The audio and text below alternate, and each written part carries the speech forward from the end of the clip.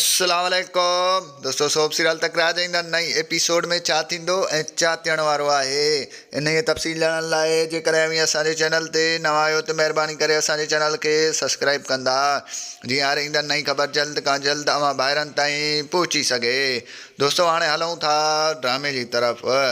तव्हांखे ॿुधायूं त नवाब ख़ान कमीनो पंहिंजी शरारतनि खां बाज़ कोन ईंदो। तव्हां ॾिसंदव त ईंदड़ नई क़िस्त में जेको आहे सो नवाब ख़ान कमीनो सूबेदार सां ॻाल्हाईंदो ऐं उनखे चवंदो त जेको आहे सो मूसा खे या त फुल फ्राई करे छॾे या हाफ फ्राई करे जेल में जेको आहे सो अंदरि करे छॾींसि। ऐं होॾां तव्हांखे ॿुधायूं त मूसा ऐं मीर गॾिजी करे हाणे भक्त जे पोयों लॻंदा।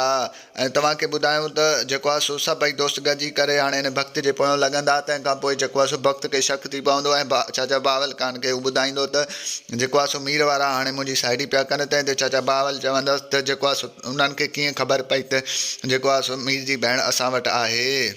होॾां तव्हांखे ॿुधायूं त ईंदड़ नई एपिसोड में रहे सजावल ख़ान जेको आहे सो परेशान हूंदो ऐं हू चवंदो त मूंखे सम्झ में ॻाल्हि नथी अचे त जेको आहे सो नवाब ख़ान कहिड़ी चाल चली रहियो आहे ऐं मूंखे ख़बर आहे त हथ इन जा हूंदा पर असांजो रुख ॿिए पासे करे रहियो आहे। ऐं टे तरफ़ तव्हांखे ॿुधायूं त जेको आहे सो चाचा बावल बिल्डोज़र ऐं जेको आहे सो भक्त गॾिजी करे हाणे नई प्लान ठाहिण जी कोशिशि कंदा। नवाब ख़ान कमीनो उन्हनि खे चवंदो त जेको आहे सो तव्हां छो जेको आहे मीर जी भेण खे लिकाए छॾियो जीअं कंहिंखे बि ख़बर न पवे। दोस्तों अव्हांखे मुंहिंजो रिपोर्ट कीअं लॻो कमेंट में पंहिंजो क़ीमती राय ज़रूरु ॾींदा। वठंदुसि तव्हां खां इजाज़त, मिलंदासीं नई वीडियो में। तेसिताईं पंहिंजो ख़्यालु रखंदा। अल्लाह हाफ़िज़।